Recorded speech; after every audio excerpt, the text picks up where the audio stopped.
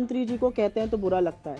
जब प्रधानमंत्री जी, मुझे नहीं पता वो बच्ची कहाँ गई, लेकिन जब प्रधानमंत्री जी हमारी चुनी हुई अध्यक्ष को जर्सी गाय और हमारे लीडर को हाइब्रिड बछड़ा और एक ब्याह મોટો ભાગ થઈ ગયો છે અને બાકીના રહી ગયા છે એ થવાના છે। मैम, आपको बहुत गुस्सा आया जब राहुल गांधी जी को उन्होंने फूल करके संबोधित किया, तो आपको ये नहीं लगता कि जब राहुल गांधी और आपके और भी बड़े नेता हमारे पूरे देश के पीएम को जब चोर बोलते हैं तो हम लोगों को कितना गुस्सा आता होगा? आप ये नहीं सोचते? मेरा सवाल आपसे, भारत जोड़ो यात्रा आपने पहले क्यों नहीं करी, अब क्यों की गई है? 2024 की वो आप कर रहे हैं प्लानिंग कांग्रेस को स्ट्रॉन्ग करने के लिए? चलिए ठीक।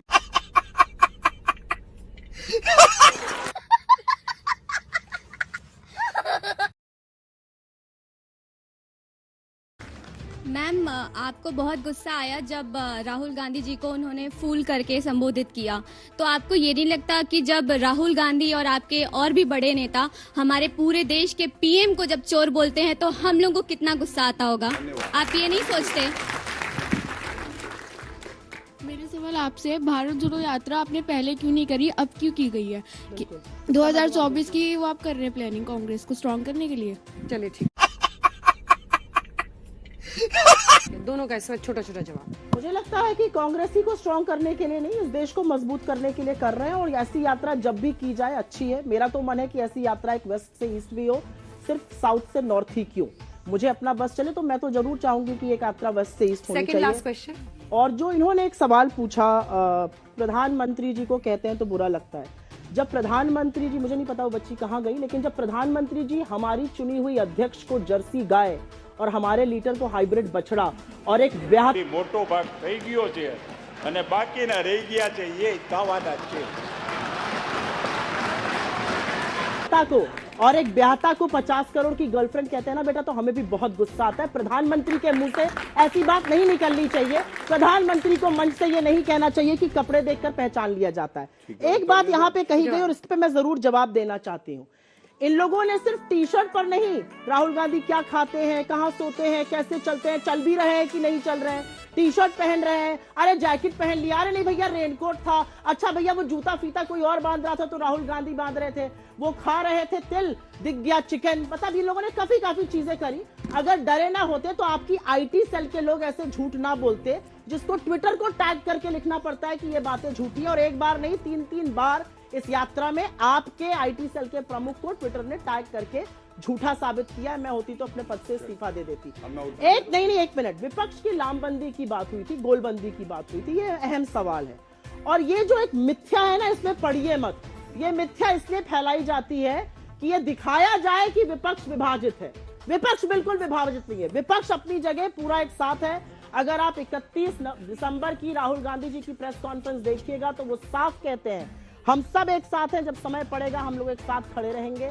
और आप देखिएगा कि 2024 में, ये बताना आपको बहुत कुछ चाहेंगे, क्या आपको पता है कि 2019 के बाद से 19 घटक दलों ने भारतीय जनता पार्टी का साथ छोड़ दिया है? 19 उनके एलाइज ने। ये नहीं बताएंगे, ये मीडिया के थ्रू, चरण चुंबकों के थ्रू एक अलग ही नैरेटिव सेट करते रहेंगे। करने दीजिए इनको नैरेटिव सेट।